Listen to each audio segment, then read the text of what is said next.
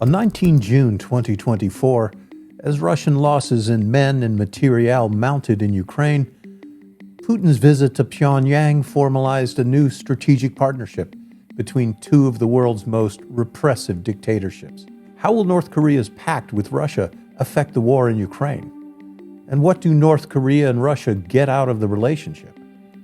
I'm former SEAL Team 6 Squadron Leader Chuck Pfarrer, and this is the Kyiv Post's Point of Impact.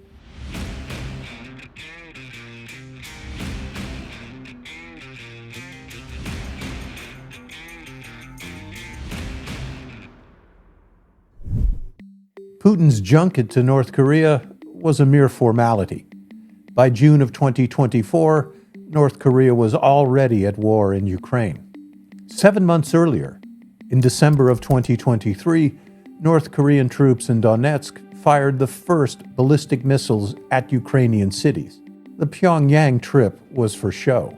While Putin and Kim gripped and grinned, hundreds of North Korean troops had already deployed to Russia and Ukraine. Russia's pact with North Korea deepened existing military ties between the two nations. But what was in it for the partners? Well, Putin would receive much-needed ammunition, including 152mm artillery shells. Also included in North Korea's aid package was a variety of North Korean-manufactured short-range ballistic missiles. Sources vary on the number being supplied to Russia, but the total number may eventually be more than 500, with more to come. It's reported that in exchange, North Korea would receive Russian raw materials, desperately needed foodstuffs, petroleum, oil, and lubricants, and military technology. North Korea's shopping list included aircraft, air defense systems, radars, sensors, and most critically, continuing technological support for North Korea's submarine-launched ballistic missile systems.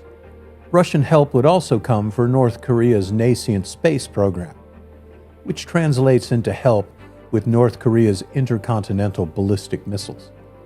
As early as November 2023, North Korean ammunition and weapons began arriving, and soon after, North Korean troops deployed to Russia and then into Russian-occupied areas of Ukraine. The first North Korean troops arrived in December 2023 in occupied Donetsk and manned a number of transport, erector, and launch vehicles to fire North Korean KN-23 Hwasong and KN-24 Hwasong-4 ballistic missiles. Their targets? Ukrainian cities. As many as 75 road-mobile transport erector launch vehicles and tracked vehicles and mobile launch facilities are also believed to be in service in Ukraine or in adjacent Russian territories. Between December 2023 and February 2024, Ukrainian explosive ordnance techs had examined debris from around 50 North Korean ballistic missiles launched by Russia and North Korean missileers. Though these missiles could deliver 500 kilogram, that's 1,100 pound high explosive warheads, were they effective? Not so much. One of the good things about North Korean ballistic missiles is, they're made in North Korea. As North Korean attacks continued, it soon became apparent that a significant percentage of the North Korean missiles malfunctioned, broke up in flight, or smashed down miles from their intended targets, with some sources reporting an astounding 50% failure rate. But those that found their targets did much damage. Like their Russian allies, North Korean crews deliberately aimed their missiles at Ukrainian cities.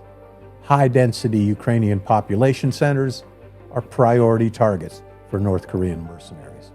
What about North Korea's artillery ammunition? Well, it turns out artillery shells aren't always up to par either. Russian gun crews immediately complained that Pyongyang's artillery shells were of variable quality, with gunpowder and propellant often being old and frequently unstable. Handling accidents increased. There were also numerous reports that North Korean shells were prematurely exploding in the breeches of Russian guns, and even cases where the shells themselves, not machined properly, became stuck in the barrels of Russian artillery.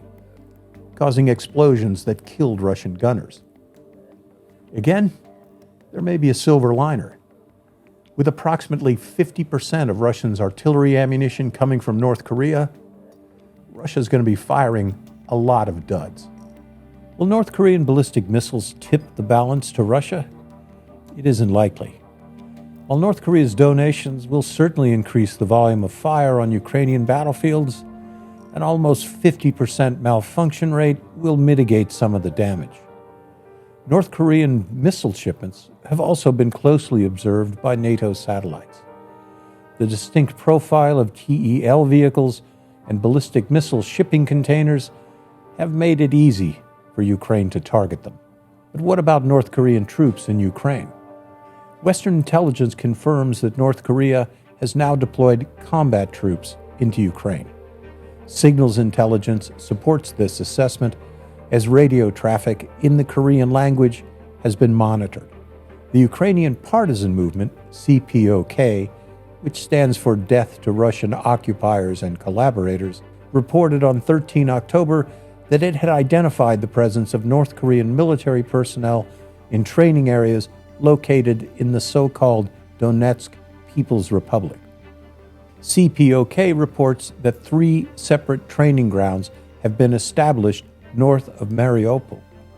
In this region, North Korean forces are conducting live-fire artillery training, with their principal headquarters in the vicinity of Sartana, about 14 kilometers or 9 miles northeast of Mariupol. Partisan groups indicate that North Korean military instructors appeared to be setting up training compounds, and added wryly that they probably feel confident and safe at the moment. They won't be safe or confident for long. The likelihood of North Korean troops engaging in direct combat alongside Russian forces presently appears low.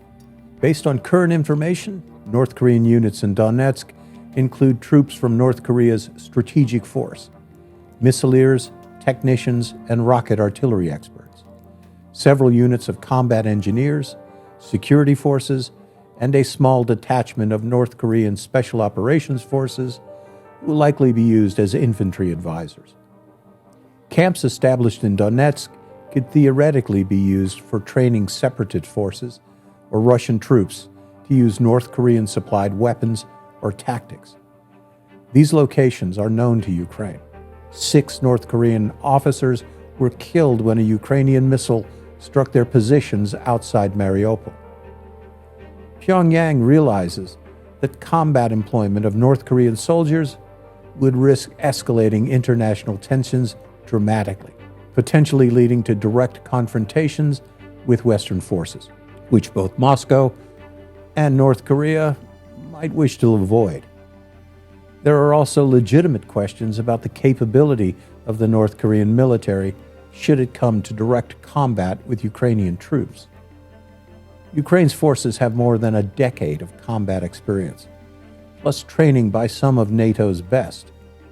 North Korea, on the other hand, has had no large-scale real-world combat operations since the armistice that ended the Korean War in 1953, more than 70 years ago.